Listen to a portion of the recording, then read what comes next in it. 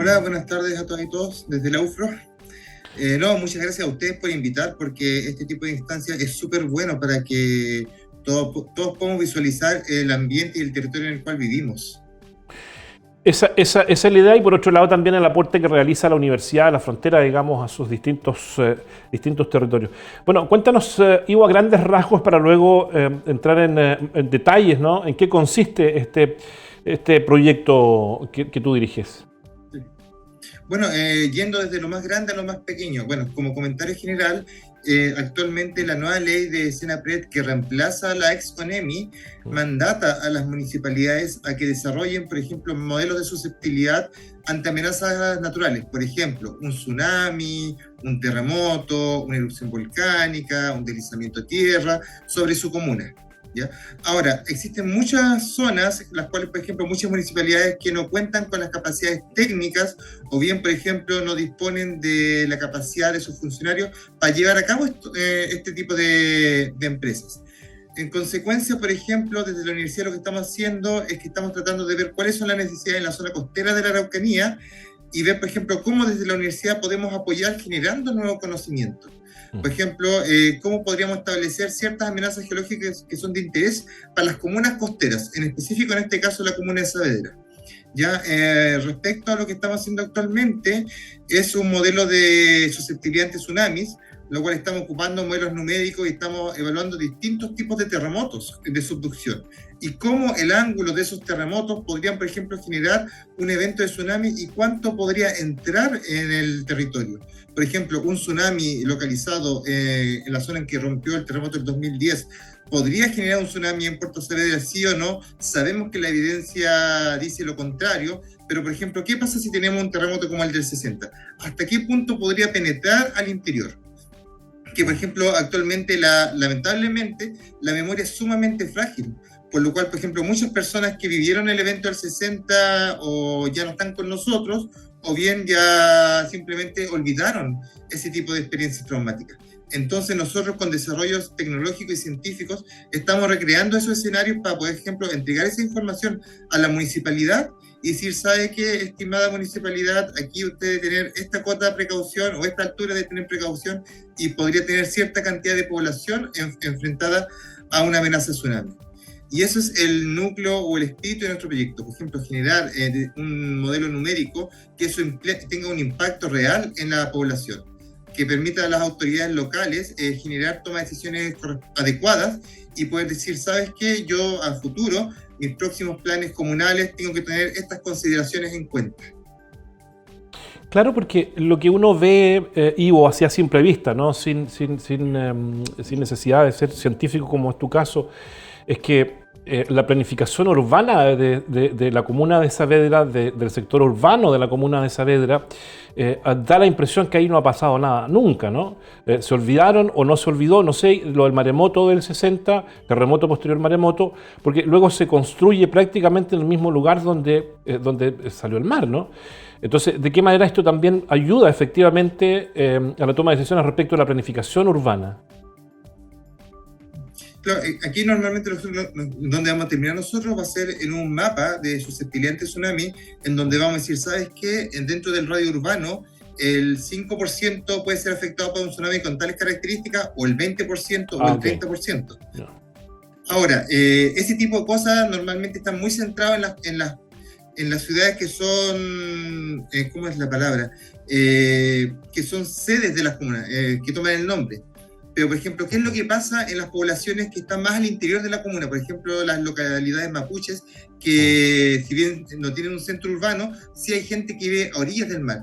Esa gente podría verse afectada ante un potencial tsunami. Existen comunidades indígenas que pueden ser más o menos susceptibles y esa es una contribución que, por ejemplo, en el marco de este proyecto estamos tratando de complementar. Y eso ha sido una co-construcción que hemos ido desarrollando con la municipalidad. Nosotros, cuando partimos este proyecto hace aproximadamente 5 meses atrás, o esta propuesta, nosotros teníamos una idea muy más o menos clara de qué era lo que queríamos hacer. Después, como universidad, cuando fuimos a presentarle esta idea a la municipalidad, nos dimos cuenta que la realidad de la municipalidad era otra. Ella necesitaba otras cosas, otros insumos. Entonces, ahí acercando visiones y necesidades conjuntas, pudimos observar que, por ejemplo, algunas cosas teníamos que hacerlas y otras quizás teníamos que mejorarlas aún más. Por ejemplo, en el caso de la zona urbana de Saavedra, está más o menos cubierto ese tema. Ahora, ¿qué es lo que pasa al interior de la comuna? Eso es algo que estamos abordando y tratamos de incrementar el conocimiento que se tiene para que después estas comunidades puedan estar más seguras y ser mucho más resilientes a futuras amenazas naturales. Oye, Ivo, ¿consideras tú que a la luz de este proyecto, de lo que tú conoces desde el punto de vista científico, geológico, Puerto Saavedra, pero además otras zonas del país, ¿consideras tú que hay carencias de políticas públicas que efectivamente regulen este tipo de cuestiones? Hasta hace aproximadamente un año sí. ¿Ya? Actualmente, con la entrada de la nueva ley de Senapred que entra a reemplazar a la antigua NEMI, ya la torta ya está mucho más armada. Antes, por ejemplo, se hacían muchas cosas con buena voluntad, otras cosas no se hacían, pero ahora todo eso ha quedado normado en la nueva ley. ¿Ya? Una de las cosas, lamentablemente, por ejemplo, cuando todo empieza, siempre tiene un periodo de rodaje, en donde estamos experimentando ese proceso de rodaje y probablemente hasta que se empiece a ejecutar correctamente va a pasar un tiempo. Pero lo bueno está en que, por ejemplo, legislativamente ya tenemos cubierto cuál es el orden que le corresponde a cada comunidad. Y el otro punto de que antes, por ejemplo, con la antigua legislación, quedaba muy centralizado, en donde probablemente ONEMI o Santiago tenía una palabra y probablemente los territorios no podían decir mucho. ¿Ya? Pero ahora muchas responsabilidades van a entrar en manos de las municipalidades o bien de los gobiernos regionales, y al mismo tiempo también la ley permite que otros entes puedan entrar a tener una opinión.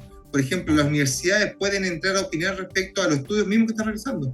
Y esta es una autocrítica que hago, que muchas veces nosotros como universidad tenemos conocimiento, generamos información, pero esa información no permea hacia afuera. Entonces, esta legislación también nos ofrece la oportunidad a que los desarrollos que hacemos podamos externalizarlos, por ejemplo, que es el espíritu de este proyecto.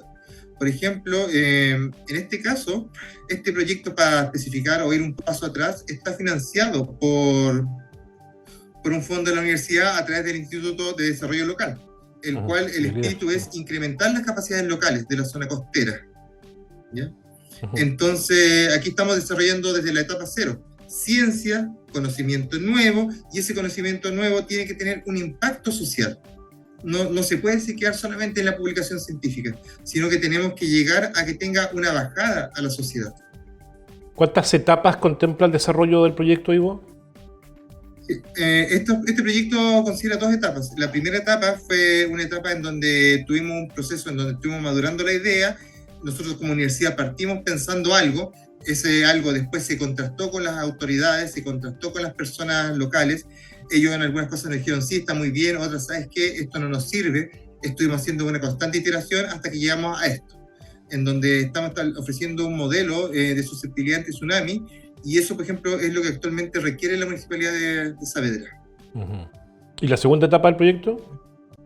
Perdón, la segunda etapa del proyecto es la que estamos realizando actualmente, en donde estamos haciendo toda la modelación numérica y vamos a terminar esta segunda etapa con la carta de tsunami. Ya, y esto debiera estar operativo, funcionando para efectos de la comuna y sus autoridades. ¿Cuánto tiempo más? Este proyecto es de 6 meses. Empezó ahora en abril y esperamos tenerlo listo aproximadamente a finales de septiembre. ¿Ya? Pero estamos en constantes conversaciones con la municipalidad y lo que nos interesa mucho es su feedback. Entonces, cada salida que estamos teniendo la estamos aterrizando a la municipalidad nos da su retroalimentación, tratamos de adaptar las salidas a un lenguaje que la población lo pueda entender, de tal forma de que esto tenga una salida rápida al final del proyecto. ¿Han revisado experiencia comparativa? ¿Hay otras ciudades que tengan un proyecto de este tipo, que estén desarrollando un trabajo de este tipo que pudiera de alguna manera ser observado por ustedes?